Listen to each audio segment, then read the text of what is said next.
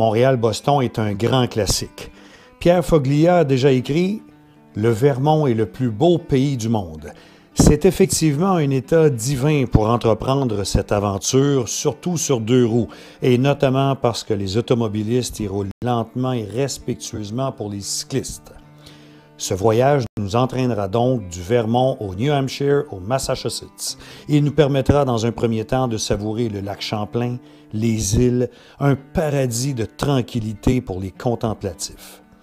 Au Vermont, vous savez, les panneaux réclames sont interdits, alors la pollution visuelle est loin de celle qu'on voit presque partout de nos jours. On a beau jeu pour observer pleinement la nature.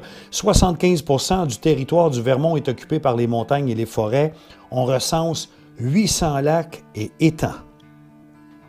Au premier soir, on s'arrêtera à Burlington, la pittoresque, avec ses rues pentues qui plongent vers le lac Champlain.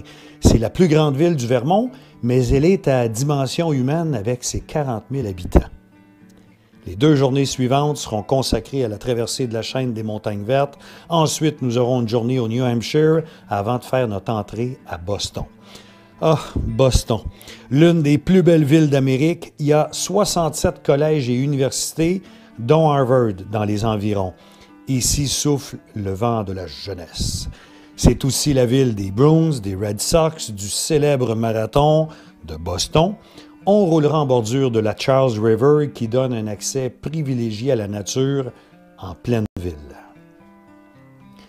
Évidemment, pour ce voyage, vous aurez droit à l'encadrement qui fait la réputation de Sur la route avec, entre autres, un véhicule qui sera constamment en notre compagnie et non pas seulement en cas de pépin.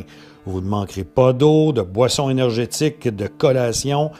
Si vous avez une faiblesse passagère, vous pourrez vous reposer afin de mieux remonter sur votre vélo ensuite.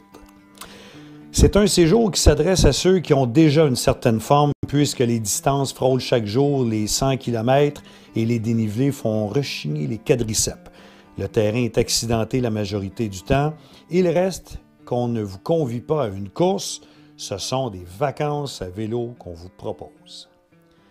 Alors, vous m'accompagnez?